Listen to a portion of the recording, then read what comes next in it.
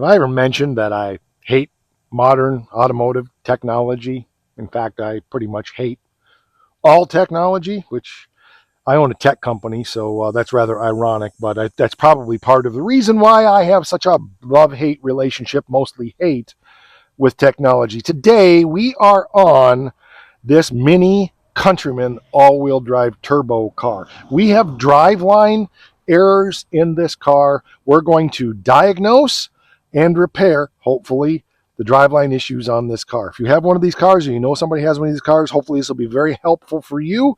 If you have a little DIY skill, a little scan tool, and a little initiative, you can probably repair this issue on your car as well. I'm Mike, and you're watching My Car's Shop. So we're sitting in the car here, and I'm going to fire it up so you can see the errors that we're getting. Get my steering wheel moved also, and then we'll talk about the symptoms. So it's saying that's the normal error thing you get, just saying don't use this system for other. So we get a chassis stabilization error. Okay, we'll clear that one out. Then we're getting a drivetrain malfunction. Okay, and then we're getting one more. Probably when I put it in gear and start moving, it'll pop up. It is a reduced functionality on the drivetrain. Of course, it's going to make a liar out of me right now and not do it. Yep, it's making a liar of me. We get a parking brake error. To clear that one out, we should get a drivetrain error. But like I said, it's probably going to make a liar out of me now that I'm trying to film it. It gets a reduced drivetrain functionality error that's not popping up. We'll see that when I get the scan tool out in the codes. You get your traction control, your ABS, your brake, your parking brake, ABS error, another light there, and a check engine light. All of this is supposed to be related to the a wheel speed error. So I'm going to get my scan tool. We're going to plug in, and we're going to see what codes we have here, see what we got to do. So apparently I lost the audio in this part because my microphone wasn't working, but all I'm doing is talking about where the OBD2 connector is under the dash, and then I'm blathering on something about the scan tool that I bought on Amazon for $35 or something like that, and I'm sure I'm explaining some brilliant thing about how it all works, and now I'm going to demonstrate the fact that I can't seem to make it work and it's not connecting properly, and maybe I'm beating my head against the steering wheel just a little bit. I'm not sure, but try again, and frustration, and error messages, and stuff isn't working, so I don't know. I don't remember, but we'll cut it here and we'll get on to something productive. So again, we will just move on here and actually get it to try to connect to the car, and now we are going in and actually reading the codes, and it's a wheel sensor code, it is an engine control code, it's all kind of codes. I apologize that we lost the video, but we went through and we're reading the codes, and then from this point on we're going to clear out the codes and see what codes are left. So, you know, blah, blah, blah, blah, blah. Again, I love technology. Microphone quit. So I did a voiceover on that last video. P15C9 is a right rear wheel speed sensor. That's supposed to be the primary code. Boy, I look like a hot mess. The primary code that results in all of those other codes. The power steering doesn't work because chassis stabilization doesn't work. ABS doesn't work. Parking brake doesn't work. I might even think that cruise control doesn't even work. Reduced power on the drivetrain. So it doesn't rev up above 3,500 because it's basically in limp mode so that you can drive it to the dealership to get it repaired. They don't want you driving it. Now, it's been this way for 2 months. It's been okay, but you know, we need to get it fixed because, yeah, we need to get it fixed. It's my wife's car. So the first thing you need is your original mini Ratsrabenkuskoring. Achtung! I have no idea what that says, but it's a wheel lock. This has wheel locks on it, and we need the special dealy duper to get that off of there. So get this car jacked up, get it on a jack stand, and we'll pull this wheel off and show you where that speed sensor is at. So our wheel speed sensor attaches right here with that little bolt there. Runs up here like this, through that bracket, around, up into here. I already popped it out, and then connects right here. I'm a little bit miffed, but I guess it's weather pack. But that plastic, the tape doesn't go all the way down, but maybe that's okay. I don't know. So there's a little clip here that you just got to squeeze down and then pop that plug apart, get it off of there. Well, I can't do that right here. Sorry, I can't do that with it in my hand, with you in my hand. So I'll get that off of there, and then we'll remove the sensor from here and compare it to the new one and make sure that it's right.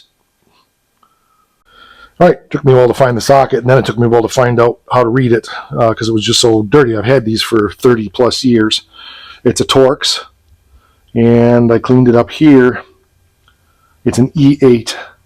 That's the size of this bolt down in here that we need to remove. So we're going to get that out of there, and then we'll pull that sensor out. We'll get the new one and compare. So what I had to do was get a screwdriver and work it down in between here and then start prying that to get that out. It was really stuck in there. So let's see if you can see that. Yeah, right there. I had to get a screwdriver in here and just work it, just push it in there and then get it under and then start working my way to get it up out of there.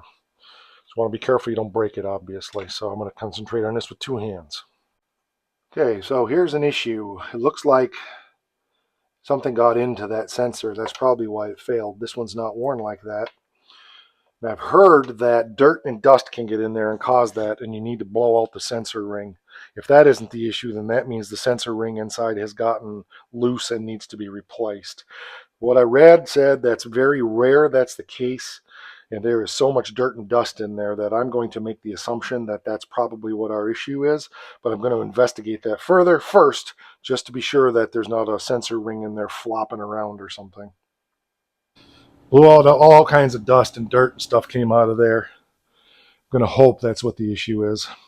I checked in there. I can see the sensor ring. I put a screwdriver in there gently. It doesn't move. I checked the wheel bearing. Everything's tight. So this is where we have to start. It's a $120 sensor that I got through CarQuest. Most places it's $250 and up. I hate taking a $100 gamble, but I don't want to tear all of that apart unnecessarily. If I saw something obviously wrong, I would. And if I hadn't seen that sometimes like a little piece of gravel can get in there or some dirt and some dust can get in there and cause that issue,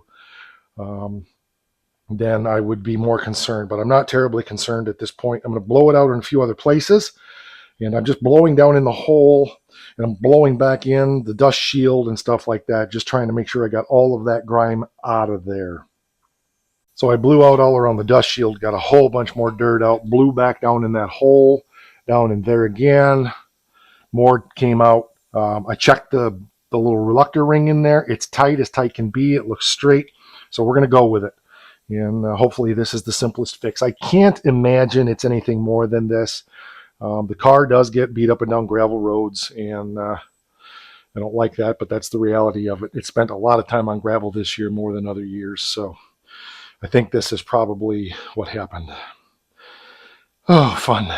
We'll push our new sensor down in place, get it bolted in, and we'll go from there.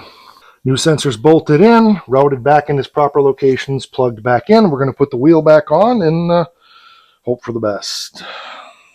Just like that, all back together again. Let's go clear out our codes, see what happens. All right, we went through our code clearing procedure. Let's see what we got now when we read our OTC or our DTC. No codes. All right, let's start the car up. Still getting a drivetrain malfunction error. I think I need to clear the codes again and see what happens. Well, here's where we're at. Epic fail. I went back and I checked the electrical connector. Everything looked good.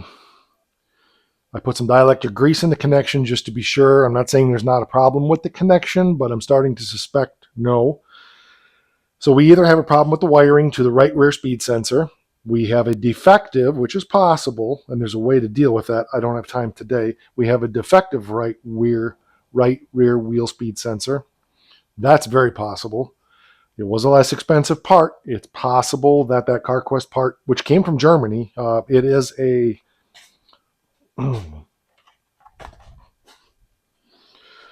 Bilstein, what is it? Ferdinand Bilstein part. and I believe that may be an OE supplier for BMW Mini. Uh, I don't know. Have I mentioned how much I hate technology? I used to enjoy this part of it. I would, back in the day when I was a certified technician working on this kind of stuff, I was good at it. That was 20 some years ago. I just don't have time for this crap. That's my biggest frustration with technology. Is it's great when it works, but when it doesn't, it's just a pain in the ass. And I spend so much time dealing with technology issues in my business, and to have to deal with technology issues in my cars, we're not in a great financial position to be able to just take this down to BMW Mini. I know this is going to be an $800 to $1,000 bill just to have them look at it, probably fix it. One of the other Minis, we had a engine control code error problem come up. And turns out that a lot of the ECM components in that particular car are in the friggin' radio. And it was like $1,500, I think, to fix that. Fortunately, it was still under warranty. Our warranty just ran out on this car last December, of course. And yeah, it's gonna be another like my truck. When my Hemi truck is done and gone, this one's next. I'm gonna buy her a '72 Gremlin or something. I'm just done with technology. I just don't have time for this crap. I got too many other things to be dealing with in my life. I will get to the bottom of it. We'll get it fixed. It's not anything it's an inconvenience, but it's not a safety issue or anything. It's just, it limits the engine RPM, so you can't like take off and accelerate real good. You're losing your steering. Your braking isn't as good because you don't have ABS, which I couldn't give two craps about. Traction control, stuff like that. So we're fine. I will give you an update once we got it sorted out. If I work on it again, I'll share it with you because it's always about spending the day in the shop.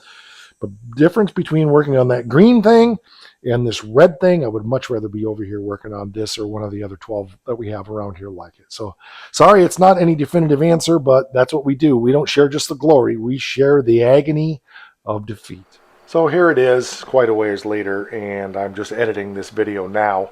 And I wanted to share with you that I think I know what's going on. I'm 90% sure that what happened. So stay tuned for part 2 coming on this, but pretty sure we ruined the sensor, but it's what happens when you don't do this stuff every day, and I have a talk about it Tuesday coming on that real soon.